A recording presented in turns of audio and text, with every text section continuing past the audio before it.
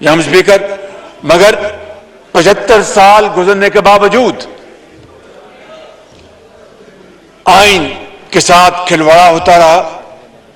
اس ملک میں ایک سے زیادہ مرتبہ مارشل لا آئے اور وہ کئی دہائیوں وہ مارشل لا اس ملک کے اوپر وہ قائم رہے، مسلط رہے، جس کے نتیجے میں جناب اسپیکر پاکستان 2 لخت بھی ہوا اور جمہوریت کا پودا وہ اتنا طاقتور نہ ہو سکا جتنا کہ اس کو ہونا چاہیے تھا، اور یہ پارلیمان وہ اس کی جو نشو نما، اس کی طاقت وہ اس طرح سامنے ابھر کے نہ آ سکی جس طرح کہ اس کو آنا چاہیے تھا۔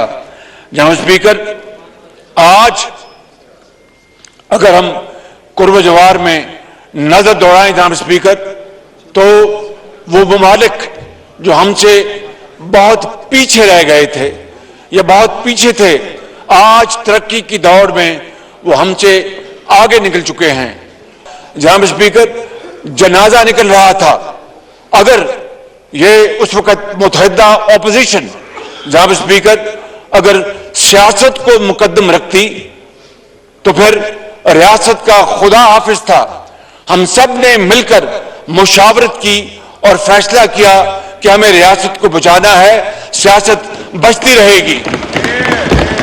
ریاست کو نہ بچایا تو خدا نہ خواستہ سیاست صفحہ ہستی سے مٹ جائے گی۔ جناب اسپیکر، یہ وہ تھا فیصلہ جو اس فرنٹ بینچ میں بیٹھے جو ہمارے قائدین ہیں انہوں نے مل کر کیا، مشاورت کے ساتھ کیا۔ ہم جانتے تھے کہ پاکستان ڈیفالٹ کے قریب ہے، ہم جانتے تھے کہ اتنی بڑی جو ہماری معیشت تباہی کا شکار ہو چکی ہے، اس کو واپس زندگی دلوانا کوئی آسان کام نہیں۔ ہم جانتے تھے کہ بے روزگاری جو ہے وہ عروج پر ہے، ہم جانتے تھے کہ مہنگائی وہ ہے وہ عروج پر ہے، لیکن جناب اسپیکر کیا ہم چور دروازے سے آئے؟ یہ پہلا موقع ہے جناب اسپیکر کہ وزیر اعظم ہاؤس پر کسی نے چڑھائی نہیں کی، بلکہ یہ ایوان ووٹ کی طاقت سے انہوں نے آئین اور قانون کے مطابق انہوں نے اس بدترین کرپٹ حکومت کو بدلا اور اس چیلنج کو قبول کیا۔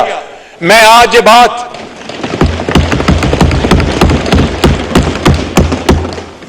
تو میں جانتا تھا کہ یہ پھولوں کی سیج نہیں ہے، یہ کانٹوں کا ایک بہت خاردار یہ ایک سفر ہے۔ میں نے اللہ تعالیٰ کا نام لے کر ان کی معاونت سے یہ ذمہ داری قبول کی، وگرنہ جناب اسپیکر وزیر اعظم اگر بننا ہوتا تو ماضی میں اگر نظر دوڑاؤں اور آپ کی خدمت میں صرف چند مثالیں پیش کروں تو وہ کافی ہیں۔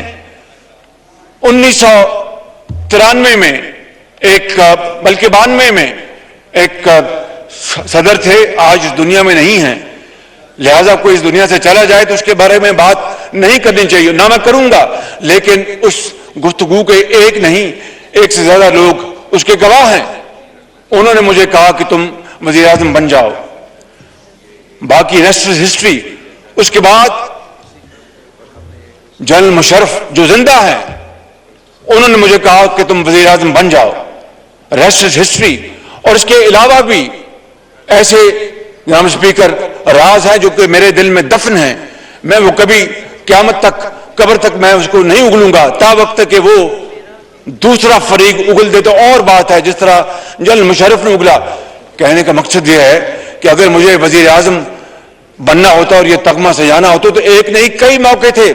ان کو چھوڑ دے جناب اسپیکر، میاں نواز شریف کو جب پاناما کے بدلے اقامہ میں ناجائز سزا دی گئی تو ایک قانونی اور آئینی مجبوری تھی کہ کسی کو وزیر اعظم منتخب کرنا تھا، اور ان کی بڑی مہربانی میاں نواز شریف کی کہ انہوں نے مجھے چنا اور پارلیمانی پارٹی کے سامنے بٹھا کر میرا نام لیا، اور میں اپنی مسلم لیگ نون کی پارلیمانی پارٹی کا بے حد شکر گزار ہوں کہ انہوں نے بھرپور تائید کی۔